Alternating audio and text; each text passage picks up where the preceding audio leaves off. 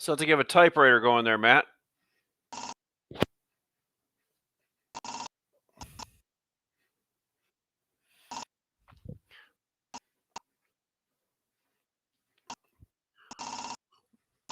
Matt, you're frozen, my friend.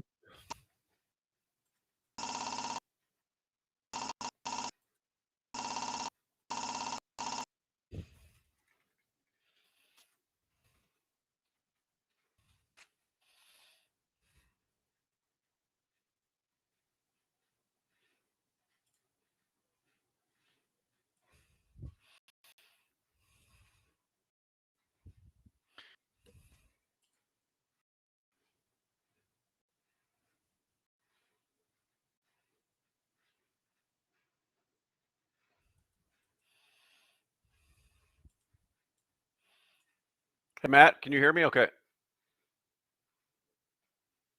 Yeah, you have no sound, and you're kind of pixelating over there, so I can't see you real well.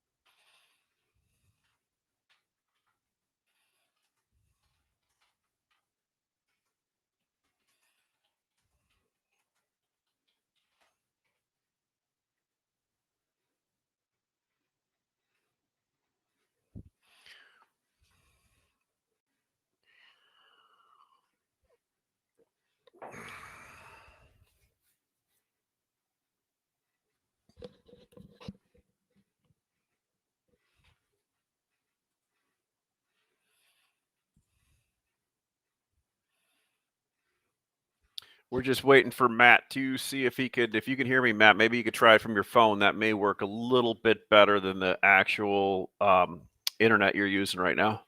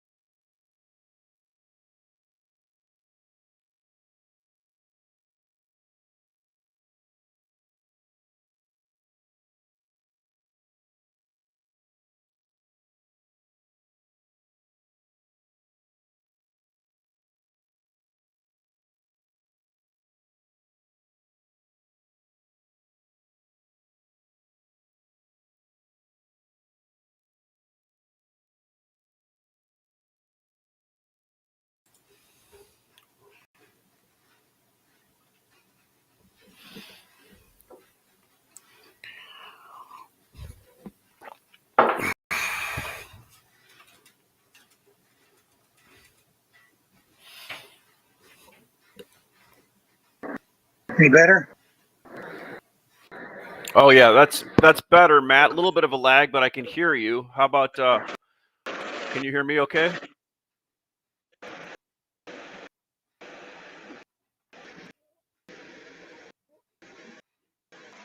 Can you hear us? Yeah.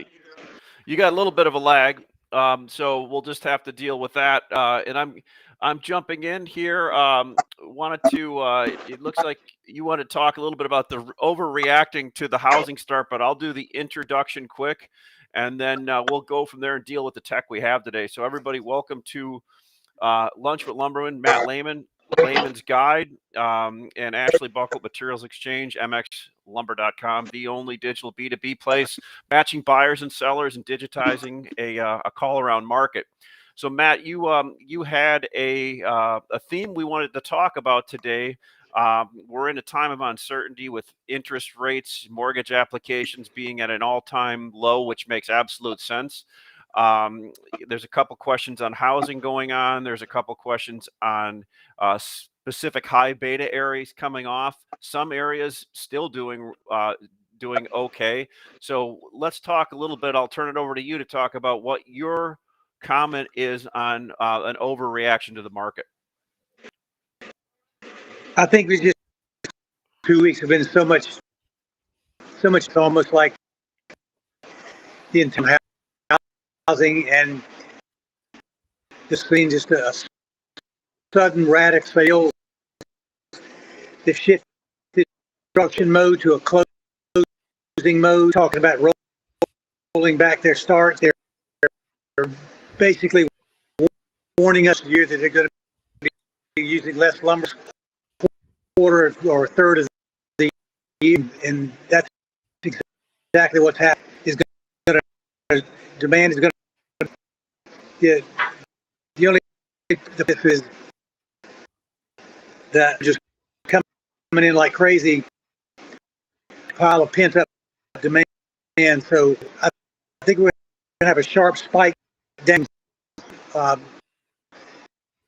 2023 with a very. Well, again, so we're having a hard time here, Matt. I think one of the things that people can hear a little bit more of your commentary. I believe you've put this you've put this out in your report too. You commented on this, correct?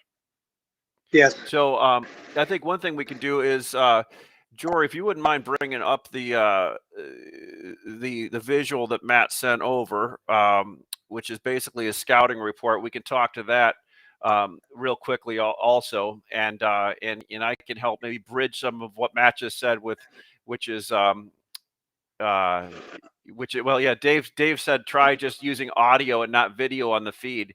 Maybe you could try killing your video, Matt, to see if we can just hear your audio. Let's see. Can you try doing that on your phone or not? There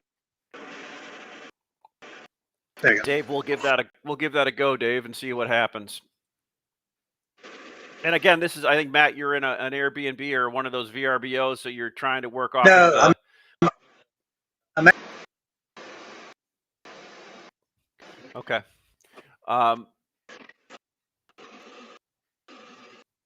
that make it. Say it again, Matt. Did that mean? Oh, not much. Not much. A little bit. A little bit, but not what. So we're going to have to work on.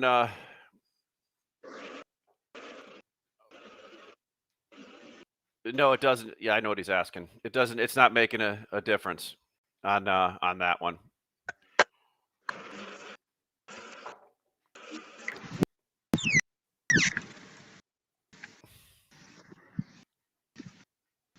All right, hang on.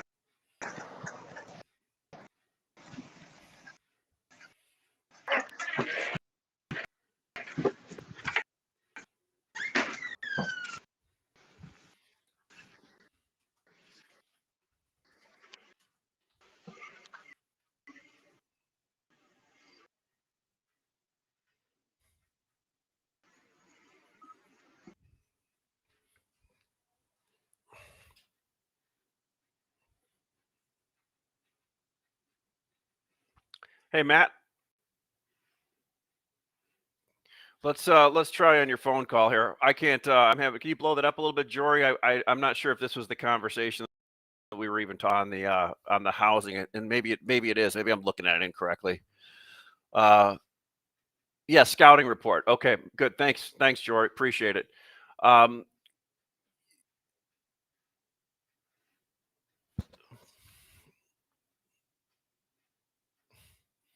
Matt, I'm going to try giving you a call, see if we can bring you on that way.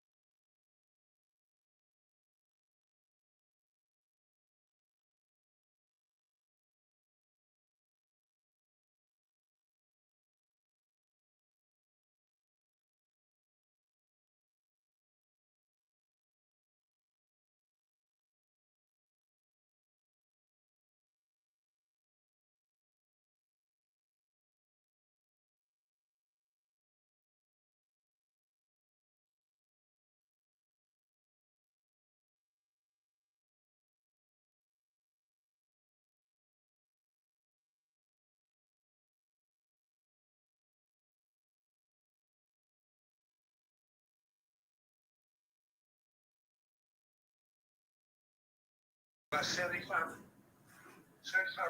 were negative, expecting that they're going to just be concentrating, focusing on closing and completing what they've got doing, what they've got going. I got a lot of feedback from that. But the general expectation is just going to be starting less, completing what they have going, and probably doing less in the fourth quarter than they expected they were going to do at the beginning of the year, which was even lower. Yeah, no doubt. So what I'm hearing from home build. Now, Jory said they can hear you on the computer now, Matt.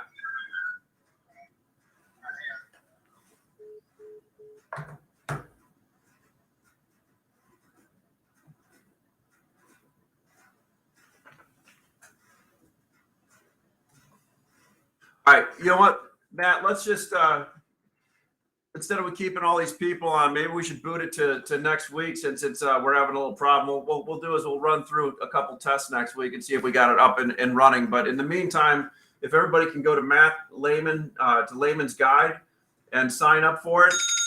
Oh, hold on a second. There you go, Matt. Matt. That might have been feedback from my computer. Okay. Yeah, I guess we're having a lot of problems here. I didn't want to keep people on if that was continuing to be the issue. But yeah, I'm hearing the same thing, Matt. Home builders are living off order file right now, but also trying to go out and get sales, which are diminishing, right? So at some point, you run out of both of them.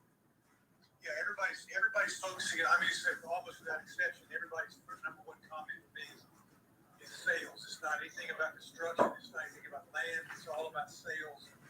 And I've seen sales numbers down as much as 50% quarter over quarter, month over month. It's just like a sudden reversal, and I think it just caught them by surprise. They were expecting it to be slower, but the foot traffic is just horrendous. It's you saw that down below, like Greg was saying yesterday, down below 50%, which is the first time in a while. But I think the biggest thing about the home builder sentiment factor was they were expecting a 1 point downtick from 6 and went down to 55. Yeah. So the drop was just dramatic. So Yeah, two thoughts that I have are that the focus is going to be on closings, not construction, for the next few months. And the cancellations that we're getting all wild up. I just saw DR Horton reported like 23% cancellation rate versus 14 for last month, something like that. So they were surprised by their cancellations. But the thing about those cancellations is actually those are all people that wanted to buy a house at some interest rate at some monthly payment over the last 6 months. The people that are canceling those homes are the ones that don't have the equity in them that have bought within the last 3 months. They don't have the equity in them. The people that have been waiting for a year, that are getting in their houses now are either reselling them, putting them back on the market, or they're taking them and moving them because they've got $100,000, $50,000